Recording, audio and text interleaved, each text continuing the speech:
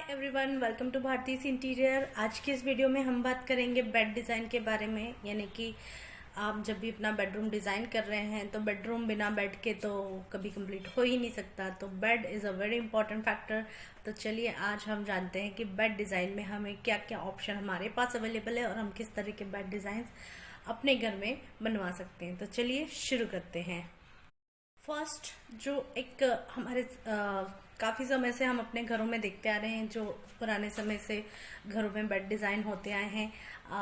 Furniture जब भी बनवाते हैं प्लाई का या एमडीएफ में आप जो भी फर्नीचर बनवा रहे हैं, वहाँ पर जब आप बेड डिज़ाइन ले रहे हैं तो आपने देखा होगा कि सिंपल डिज़ाइन पहले के समय में चलते थे, जो अभी भी हैं। It's not outdated. लाइक पल्ले वाले बेड बनते थे। यानी कि एक तो हम बेसिक समझ लेते हैं पहले बेड का। बेड बनाते समय बेड की हाइट का ध्यान रखना चाहिए। 2 इंच का हम नीचे जो सपोर्ट होता है या जिसको हम पाए बोलते हैं, 2 इंच का हमें स्पेस देना चाहिए। या कुछ लोग स्टील के पाए लगाते हैं या फिर प्लाई में ही बन जाते हैं। तो 2 इंच का वो स्पेस देने के बाद हम 1 फीट का स्टोरेज एरिया इसमें डिजाइन करते हैं, जो हमारी बेड की हाइट होती है। 2 इंच प्लस आप जो 1 फीट का जो स्टोरेज ले रहे हैं तो 12 इंच और 2 14 इंच का हो जाता है। तो 14 इंच की हाइट हमारे प्लाई से बन जाती है बेड की, जिसमें से 1 फीट में आपका स्टोरेज आ जाता है और 2 इंच जो होता है वहां पर आपका सपोर्ट आ जाता है बेड के नीचे का। आप चाहें तो थोड़ा सा गैप भी रख सकते हैं नीचे बेड में, ताकि कभी घर की सफाई करनी हो तो बेड के नीचे भी सफाई हो सके। तो इस तरह से ये जब हम 1 फीट का स्पेस क्रिएट करते हैं जिसमें हमारा स्टोरेज भी ऐड होता है, इसके बाद बेड की टोटल हाइट जो हो जाती है वो हो जाती है almost 14 inch. So 14 inch. 14 inch is not enough. हमारा जो एक इंडियन बॉडी पोस्चर होता है, इसके लिए कम से कम 1.5 फीट का बेड जो है वो होना चाहिए, 1.5 फीट या 16 इंच का। तो 4 इंच का मैट्रेस जो हमारा गद्दा होता है वो 4 इंच का होता है। तो 4 इंच का मैट्रेस मिला के आपको 16 इंच का हो जाता है। जो अभी मैंने आपको बताया 12 और 2 14 इंच। 14 इंच के बाद हम 4 इंच का और जो लेंगे मैट्रेस, तो ये 18 इंच के आसपास हो जाएगा। तो इस तरह से ये तो एक टेंटेटिव हाइट हो गई। इसके बाद जो हमारा बेड हेड होता है, जहाँ पर बेड हेड का होना भी बहुत ज़रूरी होता है, क्योंकि कई बार हम बुक पढ़ रहे हैं, मोबाइल यूज़ कर रहे हैं, तो ये सब करते समय हमें एकदम नींद आने लगती है और हम सोचते हैं कि जो हाथ में फ़ोन है या बुक है इसे कहाँ रखें। तो जनरली हम बेड हेड का यूज़ करते हैं और वहाँ पर रख देते हैं और आराम से सो जाते हैं।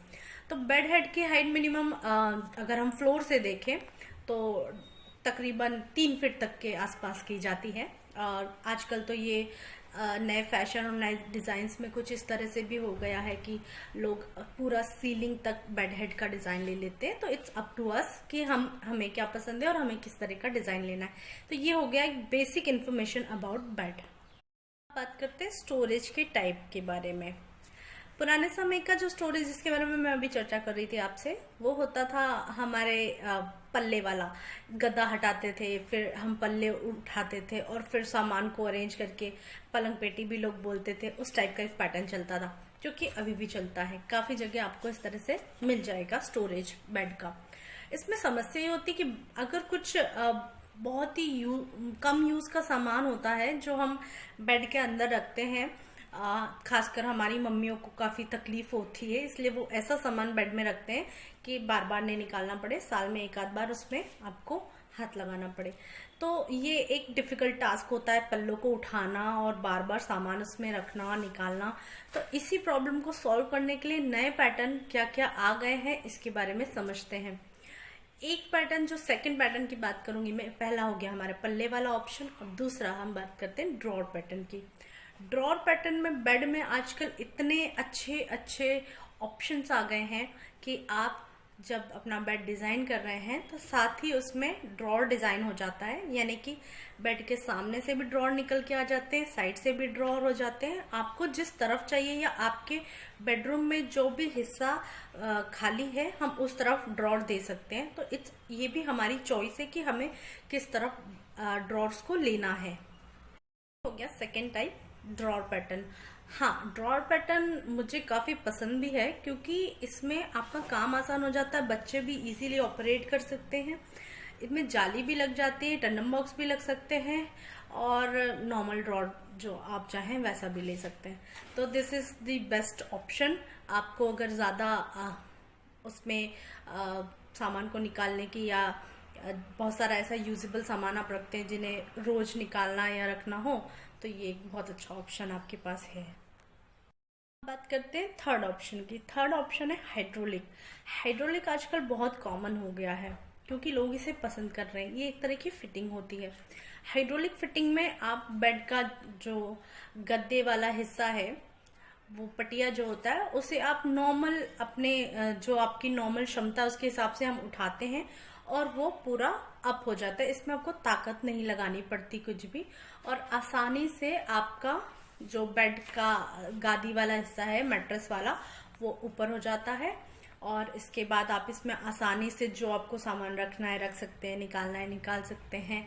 और इसके लिए ज़्यादा स्पेस भी आइट साइड में, जैसे ड्रॉर में हमें साइड में स्पेस चाहिए होता है निकालने के लिए, वैसा इसमें आइट साइड में कोई स्पेस नहीं चाहिए होता है। तो यहाँ पर आसान हो जाता है हमें स्पेस को यूटिलाइज करना। तो ये आजकल काफ़ी फैशन में चल रहा है और ये लुक वाइज भी काफ़ी अच्छा लगता है हाइड्रोलिक सिस्टम। थे कुछ टाइप बेड के।